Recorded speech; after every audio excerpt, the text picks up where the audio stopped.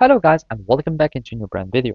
In today's tutorial, I'm going to show you how to block buyer on Etsy.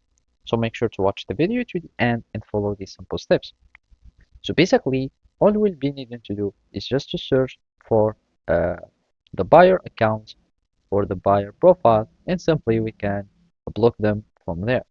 So basically, search first for the profile. And one way to do it is to go to their product page or to their shop page. You can simply go to one of their products and basically it will take us to the listing page.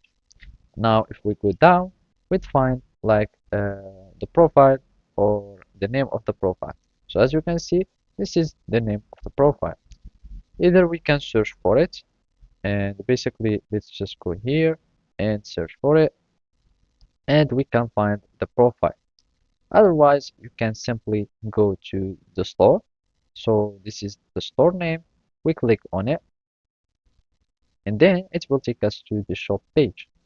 By going to the shop page, we will find the profile. So as you can see, this is the profile page or the profile picture.